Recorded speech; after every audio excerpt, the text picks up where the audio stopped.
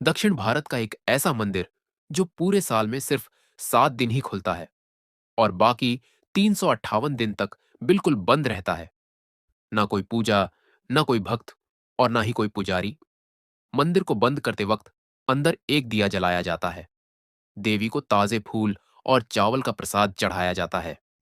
पर जब 358 दिन बाद दिवाली के समय मंदिर के द्वार दोबारा खुलते हैं, तो वो दिया बिना तेल और ऑक्सीजन के भी जलता रहता है और फूल व प्रसाद वैसे के वैसे ही रहते हैं, मानो अभी अभी चढ़ाए गए हों। इतना ही नहीं, एक बार कुछ लोगों ने कोशिश की थी 358 दिन बंद रहने वाले इस मंदिर में घुसने की, लेकिन अगले ही दिन। यह कोई कहानी नहीं है, यह सब कुछ मंदिर के रिकॉर्ड्स में दर्ज है। आज हम डिकोड करेंगे वो रहस्य जो पिछले 800 सालों से अनसॉल्वड है। आज मैं आपको जो दिखाने वाला हूं, उसे साइंस भी एक्सप्लेन करने की कोशिश कर रही है, क्योंकि यह रहस्य है 358 दिन बंद रहने वाले हसनम बाबा मंदिर का। यह मंदिर हसनांबा देवी को समर्पित है, लेकिन यहां कुछ ऐसा होता है जो दुनिया के किसी भी मंदिर में नहीं होता। हर साल दिवाली की बाली पद्मी के अगले दिन मंदिर के मुख्य पुजारी अंदर प्रवेश करते हैं। वे मां हसनांबा के सामने एक दिया जलाते हैं, ताजे फूल चढ़ाते हैं और चावल का भोग लगाते हैं। फिर मंदिर का दरवाजा संपूर्ण बंद कर दिया जाता है और उस पर एक विशेष सील लगाई जाती है। ऐसी सील जिसे अगले 358 दिनों तक कोई भी खोल नहीं सकता, ना पुजारी, ना भक्त और ना ही कोई सरकारी अधिकारी। क्यों? इसका जवाब आपको कुछ ही देर में इस वीडियो में मिलने वाला है। लेकिन उससे पहले यह समझना जरूरी है, साल 2023 में जब मंदिर के दरवाजे खोले गए, तो मीडिया को अंदर जाने की अनुमति दी गई।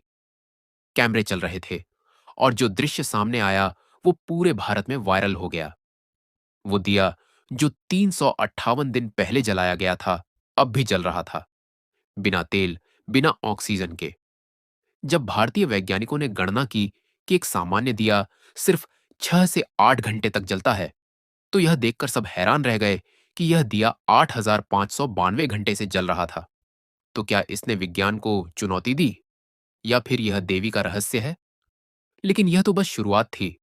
जब पुजारियों ने प्रसाद की जांच की, तो पाया कि 1 साल पहले देवी को चढ़ाए गए फूल और चावल अब भी पूरी तरह ताजा थे, मानो अभी अभी देवी को अर्पित किए गए हों। आपके मन में यह सवाल जरूर आया होगा कि मंदिर को सिर्फ 7 दिन ही क्यों खोला जाता है? फूल और प्रसाद 1 साल तक कैसे फ्रेश रह सकते हैं? और सिर्फ 200 मिलीलीटर तेल वाला दिया आखिर 358 दिन तक कैसे जलता है? तो आइए जानते हैं इन सभी सवालों के जवाब, उनके इतिहास और असली रहस्य के बारे में।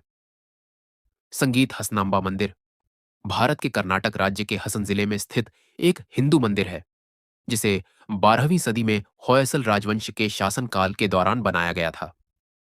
इसी साल जब मैं यहां दर्शन के लिए गया था, तो जो मैंने अपनी आंखों से देखा, उस पर यकीन करना वाकई मुश्किल था। पिछले साल यानी 2024 में जब मंदिर को बंद करते समय एक दिया जलाया गया था, वो अब भी जल रहा था। हाँ, वही दिया जो पूरे 358 दिन तक बिना किसी इंसान, बिना ऑक्सीजन और बिना तेल की सप्लाई के लगातार जलता रहा। नामुमकिन लगता है, तो आइए देखते हैं आखिर यह कैसे मुमकिन है। एक सामान्य दिया कितनी देर तक जलता है? ज्यादा से ज्यादा 8 से 10 घंटे। उसके बाद तेल खत्म हो जाता है, बाती जलकर राख हो जाती है और लौ बुझ जाती है। लेकिन यहां ना कोई तेल भरता है, ना कोई बाती बदलता है, और मंदिर के दरवाजे पूरे साल के लिए बंद रहते हैं। सबसे बड़ी बात है ऑक्सीजन की। एक बंद कमरे में ऑक्सीजन 6 से 8 घंटे में खत्म हो जाती है। ऐसे में दिया तो बहुत पहले बुझ जाना चाहिए, लेकिन 358 दिन बाद भी वो दिया जलता रहता है। साइंस कहता है एक साधारण तेल या घी का दिया प्रति घंटे 10 से 15 मिली तेल जलाता है। अब जरा सोचिए, 358 दिन यानी 8,592 घंटे। इस हिसाब से उस दिए को साल भर जलने के लिए लगभग 85 से 129 लीटर घी की आवश्यकता होगी। लेकिन जो दिया अंदर रखा जाता है, उसकी क्षमता मुश्किल से 200 मिली की होती है। विज्ञान साफ कहता है बिना हवा के कोई भी लौ कुछ ही मिनटों में बुझ जाती है। तो फिर यह दिया कैसे जलता रहता है? इसका जवाब मैं आपको आगे बताऊंगा, क्योंकि 12वीं शताब्दी में देवी ने राजा को एक वरदान दिया था और उसी वरदान की वजह से यह दिया पिछले 800 सालों से आज भी जल रहा है। दोस्तों, आगे बढ़ने से पहले इस वीडियो को एक लाइक करके चैनल को सब्सक्राइब जरूर कर दीजिए और कमेंट में जय माता दी अवश्य लिखिए। दिया तो किसी तरह समझ में आ सकता है, लेकिन जब अगले साल मंदिर दोबारा खोला जाता है तो फूल और चावल का प्रसाद 358 दिन बाद भी वैसे ही मिलते हैं जैसे कल ही देवी को चढ़ाए गए हों। यह तो वाकई नामुमकिन लगता है। एक सामान्य फूल परफेक्ट स्थिति में भी 24 से 48 घंटे में मुरझा जाता है। उसके बाद उसका रंग फीका पड़ने लगता है, पंखुड़ियां सूख जाती हैं और उसकी खुशबू गायब हो जाती है। अगर ठंडे कमरे और केमिकल का इस्तेमाल किया जाए तो उसकी उम्र ज्यादा से ज्यादा 2 हफ्ते तक बढ़ सकती है। लेकिन हसनामा मंदिर में न पानी है, न धूप, न ताजी हवा। पूरा साल 358 दिन तक वहां पूर्ण अंधकार रहता है। ऐसी जगह पर फूल तो मर जाने चाहिए, सड़कर मिट्टी में बदल जाने चाहिए। वैज्ञानिक दृष्टि से देखें तो फूल जैसे ही पौधे से अलग होता है, उसकी कोशिकाएं धीरे धीरे मरने लगती हैं। बिना नमी और ऑक्सीजन के वे सूख कर सख्त हो जाती हैं। ऐसी परिस्थिति में बिल्कुल ताजा फूल मिलना जैविक रूप से असंभव है। विज्ञान के हिसाब से ऐसा हो ही नहीं सकता। लेकिन जब मंदिर के दरवाजे खुलते हैं तो फूल वैसे ही ताजा मिलते हैं जैसे कल ही देवी को अर्पित किए गए हों। और सबसे चौंकाने वाली बात यह है, सिर्फ फूल ही नहीं, प्रसाद भी पूरी तरह ताजा मिलता है। चावल, नारियल, सब कुछ वैसा ही। 358 दिन बाद भी ना फंगस, ना कीड़े, ना सड़न। सब कुछ वैसा ही, जैसे मानो समय वहीं ठहर गया हो। मैंने खुद यह नजारा 2025 में देखा, जब मैं मंदिर के भीतर गया था। मैंने एक पुजारी से पूछा, यह कैसे संभव है? वह मुस्कुराए और बोले, हम भी नहीं जानते। हर साल यही चमत्कार होता है। भक्तों का मानना है कि यह देवी हसनाम्बा की कृपा है, जो न सिर्फ दीए, फूल और प्रसाद को संरक्षित रखती हैं, बल्कि उन्हें जीवंत बनाकर अपनी उपस्थिति का संकेत देती है। यह हमें याद दिलाता है कि जहां आस्था सच्ची होती है, वहां समय भी ठहर जाता है। अब बात करते हैं उस 800 साल पुराने इतिहास और रहस्य की, जब देवी ने राजा को वरदान दिया था कि 358 दिन तक दिया जलता रहेगा और फूल व प्रसाद कभी खराब नहीं होंगे। इस कहानी की शुरुआत तब होती है जब अंधकासुर नाम का एक राक्षस कठोर तपस्या करके ब्रह्मा जी को प्रसन्न करता है और उनसे अदृश्य होने का वरदान प्राप्त करता है। वरदान मिलते ही अंधकासुर का अहंकार बढ़ गया। उसने मनुष्यों, देवताओं और आर्षि मुनियों को सताना शुरू कर दिया। चारों ओर भय और अराजकता फैल गई। तब सभी देवता भगवान शिव के पास पहुंचे और विनती की कि वह इस राक्षस का वध करे। भगवान शिव ने युद्ध का संकल्प लिया, लेकिन अंधकासुर को एक और वरदान प्राप्त था कि उसके रक्त की हर बूंद जो भी धरती पर गिरेगी, वहीं से एक नया अंधकासुर जन्म ले लेगा। जैसे जैसे भगवान शिव प्रहार करते, हर रक्त की बूंद से अनगिनत राक्षस उत्पन्न होते जाते। युद्ध बढ़ता गया और देवताओं की शक्ति कमजोर पड़ने लगी। जब स्थिति असहनीय हो गई, तब भगवान शिव ने देवी आदिशक्ति से सहायता मांगी। देवी ने कहा, जब 7 शक्तियां एक साथ प्रकट होंगी, तभी अंधकासुर का अंत संभव होगा। और इसी प्रकार जन्म हुआ सप्तम मातृकाओं का, ब्रह्माणी, महेश्वरी, कोमारी, वैष्णवी, बाराही, इंद्राणी और चामुंडा। फिर युद्ध दोबारा आरंभ हुआ। महादेव ने अपना त्रिशूल उठाया और उसे अंधकासुर के गले में भेद दिया। लेकिन अंधकासुर के हर रक्त की बूंद से एक नया राक्षस जन्म लेता रहा। तभी देवी चामुंडा ने अपनी विशाल जिह्वा फैलाई और उस राक्षस के हर रक्त बिंदु को पी लिया, ताकि उस अंधकार से कोई नया जन्म ना ले सके। अंततः देवियों की विजय हुई और अंधकासुर भस्म हो गया। तब भगवान शिव ने कहा, हे मातृकाओं, तुम्हारा तेज सदा पृथ्वी पर रहेगा और तुम पृथ्वी लोक पर भक्तों के दुख दूर करोगी। युद्ध के बाद सप्तमातृकाएं पृथ्वी पर अवतरित हुईं और विचरण करने लगी। एक बार देवियां वाराणसी से दक्षिण की ओर यात्रा पर निकली। जब वे आकाश मार्ग से हसन के ऊपर से गुजरी, तो यहां की अद्भुत प्राकृतिक सुंदरता देखकर मुग्ध हो गई और यहीं विराजमान होने का संकल्प लिया।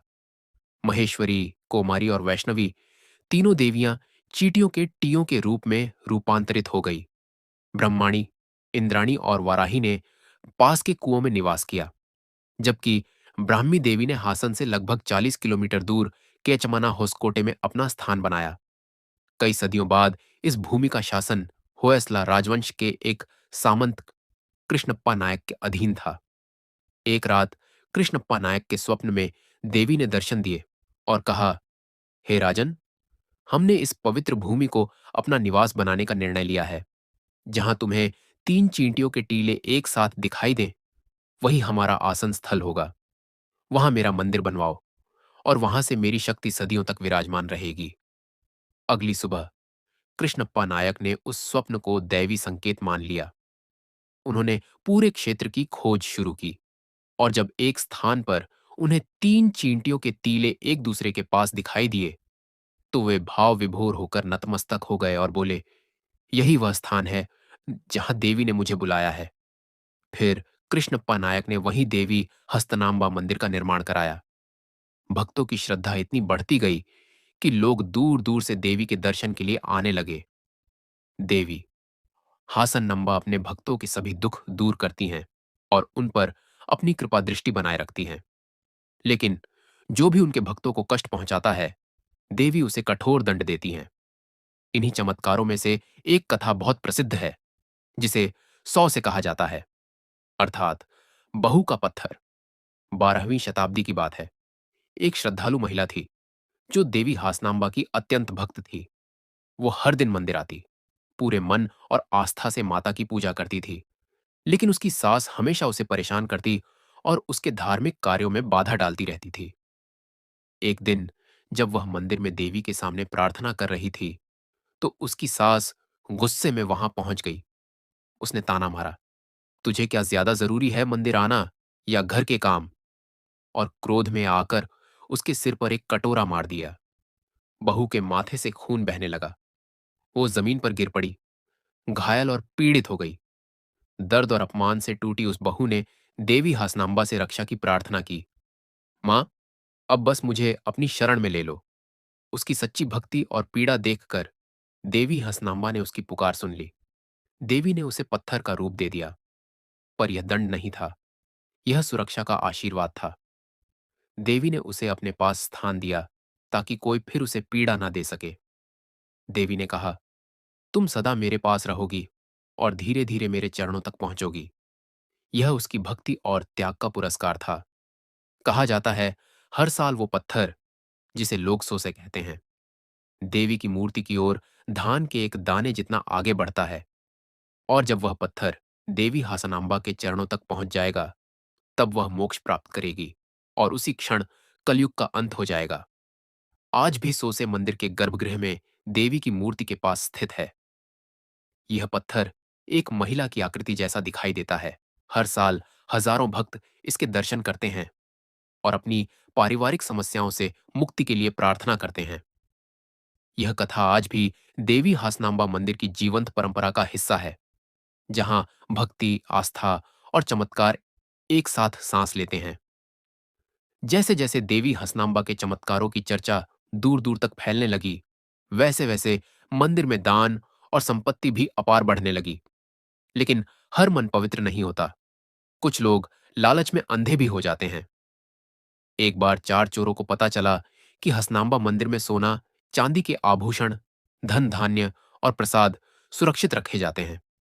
लालच में आकर उन्होंने मंदिर बंद होने के बाद गर्भगृह में घुसकर खजाना चुराने की योजना बनाई। रात के समय उन्होंने मुख्य द्वार का ताला तोड़ा और चुपके से गर्भगृह में प्रवेश किया। देवी की प्रतिमा के सामने रखे खजाने को देखकर उनकी आंखें लालच से चमक उठी। जैसे ही वे खजाना छूने आए, तभी देवी हस्तनामा प्रकट हुई। उनकी आंखों से निकला तेज ऐसा था कि चारों चोर भय से कांपने लगे। उन्होंने देवी से क्षमा मांगने की कोशिश की, लेकिन देवी का क्रोध शांत नहीं हुआ। देवी ने कहा, तुम माफी के योग्य नहीं हो। हम जो दंड देंगे वो आने वाली पीढ़ियों के लिए सबक बनेगा। और इतना कहकर देवी ने अपने श्राप से चारों चोरों को पत्थर में बदल दिया। फिर देवी हसनांबा ने राजा कृष्णप्पा नायक के स्वप्न में प्रकट होकर कहा, हमने उन 4 चोरों को पत्थर में बदल दिया है। आगे ऐसा कभी नहीं होना चाहिए। यह घटना सबके लिए एक सीख बने। अगर भविष्य में कोई भी हमारे मंदिर में चोरी करने आए, तो उसे पता होना चाहिए कि उसकी सजा क्या होगी। इसीलिए हमारे मंदिर के पास एक मंडप बनवाओ और उसमें उन 4 चोरों के पत्थर रखो, ताकि उनकी सजा हमेशा सबको याद रहे और कोई दोबारा ऐसा करने की हिम्मत ना करे।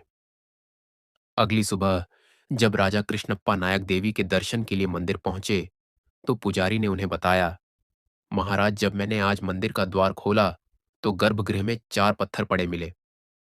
तब राजा ने सबको बताया कि देवी ने रात में स्वप्न में आकर उन्हें यही सब बताया था। राजा ने तुरंत आदेश दिया, मंदिर के पास एक सुंदर मंडप बनवाओ और इन 4 पत्थरों को वहां स्थापित करो, ताकि जो भी इन्हें देखे वह समझ जाए कि देवी के मंदिर में पाप का अंजाम क्या होता है। आज भी यह 4 पत्थर मंदिर में मौजूद है, जिन्हें लोग कल्पना गुड्डी के नाम से जानते हैं। भक्तों का मानना है कि यह पत्थर देवी की शक्ति से संरक्षित हैं और आज भी हर उस व्यक्ति को चेतावनी देते हैं जो बुरे इरादे से मंदिर की ओर आते हैं। अब बात करते हैं उस रहस्य की, जिसकी वजह से यह मंदिर साल में सिर्फ 7 दिन ही खोला जाता है। आखिर ऐसा कौन सा रहस्य है जिसके कारण दिया पूरे 358 दिन जलता रहता है, फूल कभी नहीं मुरझाते और प्रसाद भी कभी खराब नहीं होता? एक दिन महेश्वरी, कुमारी और वैष्णवी, तीनों देवियों ने सोचा, चलो आज गांव में चलते हैं। देखिए लोग कैसे रहते हैं, क्या बातें करते हैं और अपने घरों को कैसे संभालते हैं। तीनों देवियां गांव में पहुंची।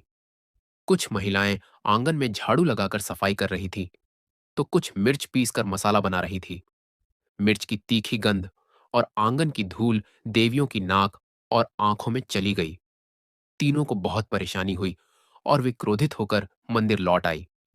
मंदिर पहुंचकर उन्होंने सोचा, हमें यह बात कृष्णपा नायक को बतानी चाहिए। उन्होंने राजा से कहा, हे कृष्णपा नायक, जिस मंदिर में हम निवास करते हैं, लोगों ने उस मंदिर के चारों ओर अपने घर बना लिए हैं। उन घरों से निकलने वाली धूल मिर्च की तीखी गंध और कूड़े की बदबू हमें असहनीय लगती है। इस कारण हमारा मन अब यहां अशांत रहने लगा है। लोगों से कहो कि वे ऐसे मसालों और वस्तुओं का प्रयोग न करें जिनकी गंध और स्वाद अत्यधिक तीव्र हो। अगर यह संभव नहीं है, तो हम यह स्थान छोड़कर हमेशा के लिए चले जाएंगे। कृष्णपा नायक धर्म संकट में पड़ गए। ना तो वे अपनी प्रजा से कुछ कह सकते थे और ना ही देवियों को मना सकते थे।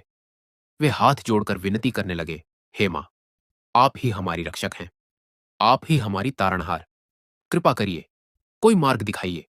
मां कृपा करो, मां कृपा करो। देवियां उनकी भक्ति और विनम्रता से प्रसन्न हो गई।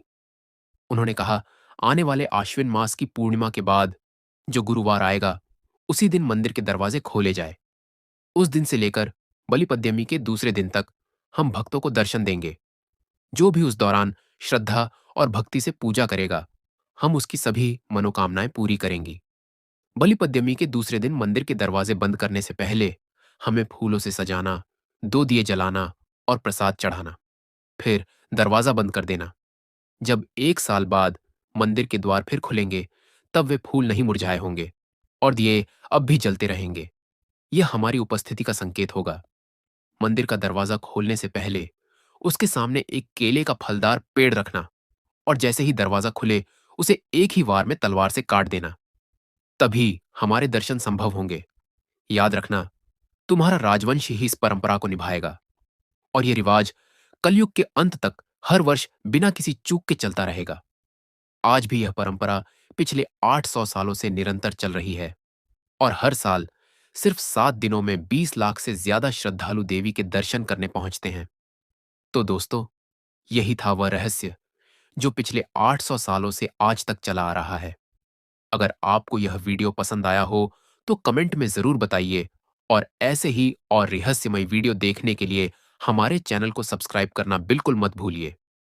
मिलते हैं बहुत जल्द एक नई डॉक्यूमेंट्री के साथ। तब तक के लिए धन्यवाद। जय हिंद, जय भारत।